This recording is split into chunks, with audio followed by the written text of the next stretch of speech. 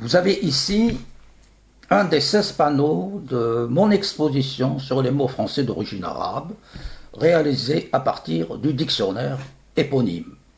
Et vous remarquerez le signe arrobase, mais je tiens quand même à préciser que ce n'est pas le signe qui est d'origine arabe, évidemment, mais c'est le mot arrobase, arabe.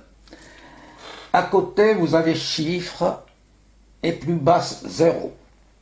Pourquoi je les relis? Parce que les deux mots viennent d'un même mot arabe que nous verrons plus tard.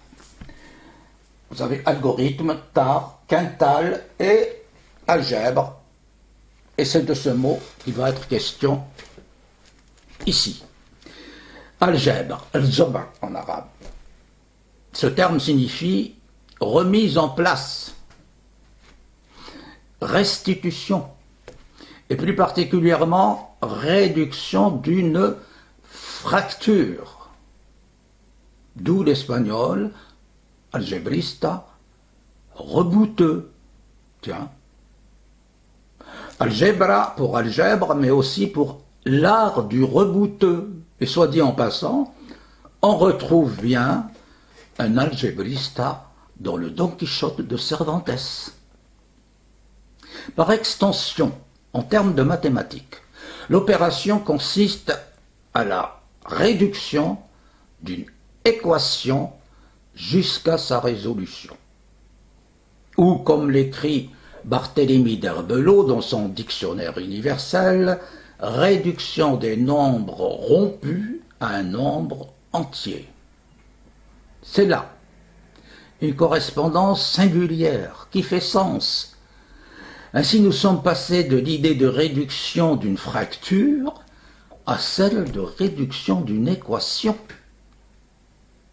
Le latin algebra, attesté au XIIe siècle chez Gérard de Crémone, est pris du titre d'un ouvrage arabe, Kitab al-Ilm al-Jabr wal-Muqabala, qui veut dire traité de la réduction et de la comparaison avec idée d'opposition.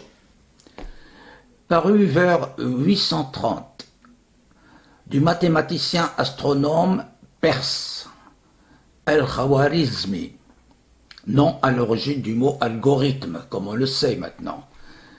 Et c'est Al-Khawarizmi qui emprunta les chiffres indiens, hormis le 0, auquel il appliquera, nous dit-on, le graphisme arabe. Dans les dictionnaires de Gilles Ménage, l'importation de la méthode algébrique est attribuée à des religieux italiens de l'ordre de Saint François. Au Moyen-Âge, le chirurgien Guillaume de Salicet, mort en 1277, avait dans Chirurgia traité de la réduction des fractures dans un chapitre intitulé de l'algèbre.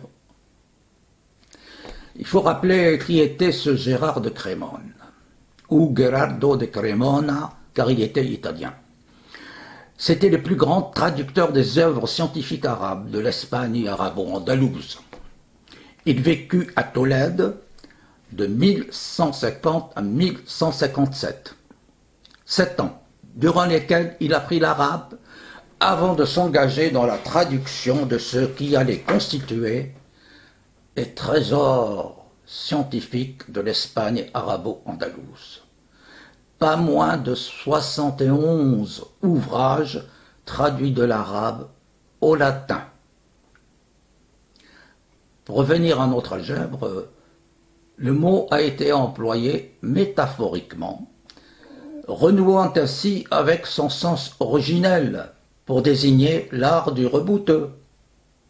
L'équation redevient alors humaine, comme chez José Saramago, Nobel de littérature 1998, qui, dans son roman L'autre comme moi, écrit ceci.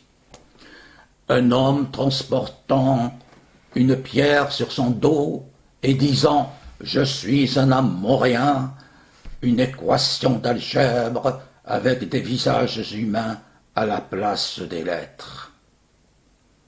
Des visages humains à la place des lettres.